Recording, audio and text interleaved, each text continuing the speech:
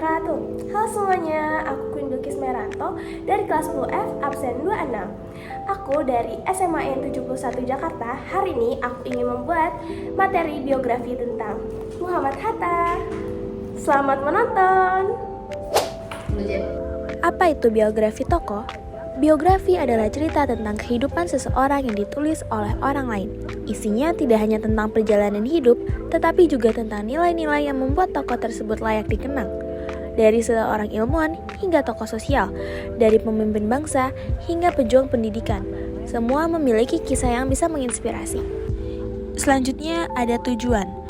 Yang pertama, menginspirasi dan memotivasi, memberi semangat melalui kisah perjuangan tokoh. Kedua, memberi keteladanan, agar pembaca bisa mencontoh sifat baik dan integritas tokoh. Ketiga, edukasi sejarah, mengenalkan fakta, hidup, tokoh, dan perannya dalam sejarah.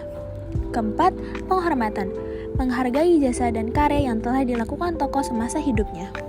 Berikut adalah struktur tulisan biografi. Yang pertama, ada orientasi, yaitu pengenalan tokoh dan latar kehidupannya.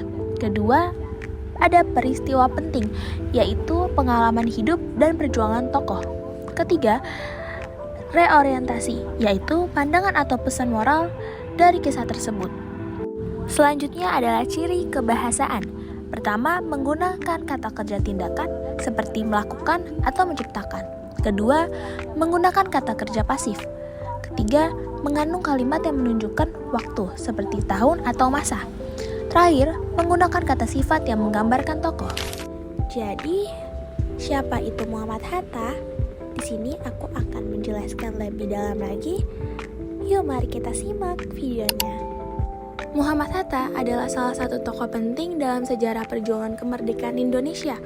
Ia dikenal sebagai sosok pemimpin yang cerdas, sederhana, dan memiliki semangat perjuangan yang tinggi untuk memerdekakan bangsa Indonesia dari penjajahan. Karena peran yang besar dalam sejarah bangsa, Muhammad Hatta dikenang sebagai Wakil Presiden pertama Republik Indonesia dan juga sebagai Bapak Koperasi Indonesia. Muhammad Hatta lahir pada tanggal 12 Agustus 1902 di Bukit Tinggi, Sumatera Barat. Sejak kecil, ia sudah dikenal sebagai anak yang rajin belajar dan memiliki rasa ingin tahu yang tinggi.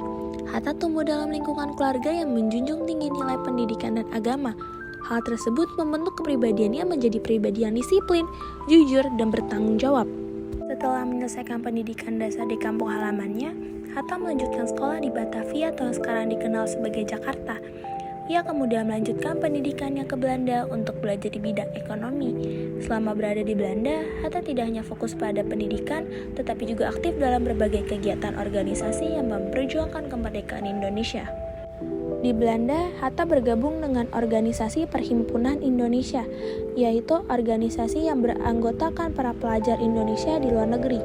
Dalam organisasi tersebut, Hatta mulai aktif menyuarakan ide-ide tentang kemerdekaan Indonesia.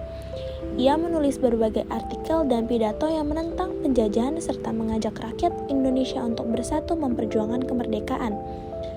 Karena aktivitas politik yang cukup aktif, Hatta sempat ditangkap oleh pemerintah kolonial Belanda. Namun hal tersebut tidak membuatnya takut atau berhenti berjuang. Justru pengalaman tersebut semakin memperkuat tekadnya untuk memperjuangkan kemerdekaan Indonesia. Sekembalinya ke Indonesia, Hatta bertemu dan bekerjasama dengan Soekarno dalam perjuangan kemerdekaan. Keduanya kemudian dikenal sebagai pasangan pemimpin yang memiliki peran besar dalam sejarah Indonesia. Kerjasama mereka sangat penting dalam mempersiapkan kemerdekaan bangsa Indonesia. Pada tanggal 17 Agustus 1945, Soekarno dan Muhammad Hatta memproklamasikan kemerdekaan Indonesia. Peristiwa tersebut menjadi momen bersejarah yang menandai lahirnya negara Indonesia yang merdeka dan berdaulat. Setelah kemerdekaan Indonesia, Muhammad Hatta diangkat menjadi Wakil Presiden pertama Republik Indonesia. Dalam menjalankan tugasnya, Hatta dikenal sebagai pemimpin yang bijaksana, sederhana, dan sangat menjunjung tinggi nilai kejujuran. Ia selalu mengutamakan kepentingan rakyat dan negara di atas kepentingan pribadi.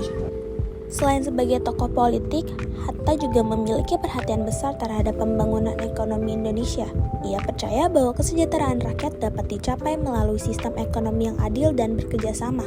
Oleh karena itu, Hatta sangat mendukung perkembangan koperasi sebagai bentuk kerjasama ekonomi rakyat. Karena pemikirannya tersebut Ia kemudian dikenal sebagai Bapak Koperasi Indonesia. Sepanjang hidupnya, Muhammad Hatta dikenal sebagai sosok yang hidup sederhana dan menjunjung tinggi nilai moral.